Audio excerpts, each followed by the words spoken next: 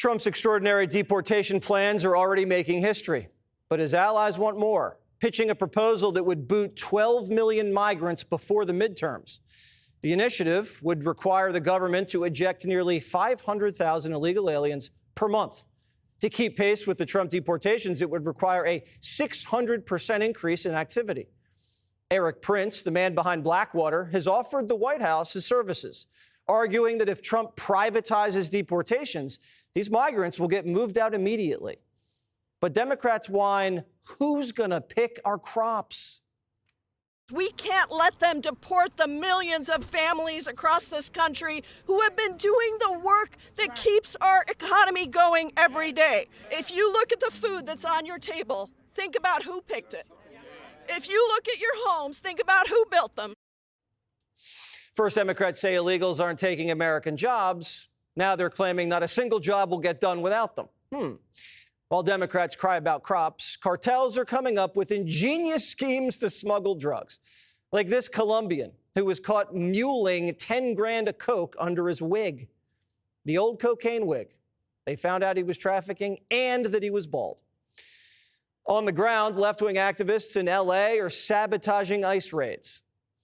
We are training the members of the coalition to do these patrols. We've been doing the patrols for years in Los Angeles and San Diego, but yesterday we had more than 150 people combing through the streets of Los Angeles looking for any ICE activity. And early in the morning, we found 2 operations. We're in every neighborhood of Los Angeles. This morning already, we have combed through dozens of communities of Los Angeles looking for ICE activity. They claim they're not breaking the law.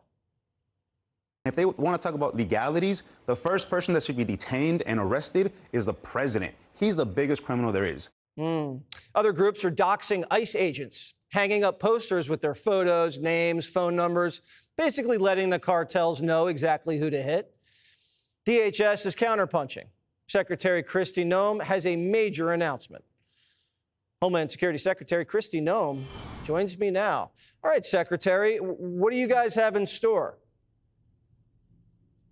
Well, we are putting in place and enforcing the Alien Registration Act, which is using every single tool that we have at our disposal to do exactly what President Trump promised the American people. The Alien Registration Act says that within 30 days of being in this country illegally, someone must register with the federal government. They will be fingerprinted. They must announce that they are here. And if they do so, they can avoid criminal charges and fines, and we will help them relocate right back to their home country. And what this does is provide them an opportunity to come back someday and to be a part of the American dream. If they don't register, they're breaking the federal law, which has always been in place. We're just going to start enforcing it to make sure that these aliens go back home. And when they want to be an American, then they can come and visit us again. All right, so this act, I mean, this is from 1940. This is Roosevelt. This is signed into law by a Democrat president and has been on the books. I mean, that's what they're supposed to be doing now, we're saying. They're supposed to have registered with the federal government. Where are they supposed to be registering? Well, we have a website that is live now. It's at USCIS/alien registration. You can go there now. And these folks that are here in this country illegally can self-register.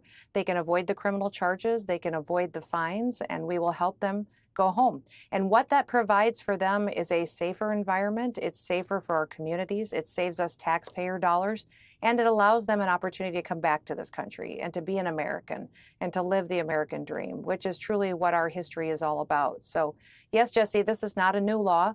I'm just announcing that I'm going to enforce our law. And we're going to use this tool to make sure that we're following our law to provide people an opportunity to go home and come back and be a part of our country's future in the right way. It has to be against the law to dox an ICE agent, to tell the cartels and the gangbangers, this is where this guy lives, this is what his wife looks like, because that's the information you're giving out. How are these people still walking around? This must be able to get prosecuted. So where we have the opportunity and it's against the law, we absolutely will be prosecuting these individuals. And that is what I think people need to recognize is what they're doing is putting these law enforcement officers' lives in jeopardy, that they are exposing them to dangerous criminals, to the cartels, to gangs that want and will take their lives in order to perpetuate their drug trafficking, their human trafficking, and their illegal activities. So this doxing in many times is not just risky, but it's dangerous, it's criminal, and we will go after them and there will be consequences. All right, before we let you go, repeat the name of the website for the illegals to register, because I don't think I got it. You were testing me.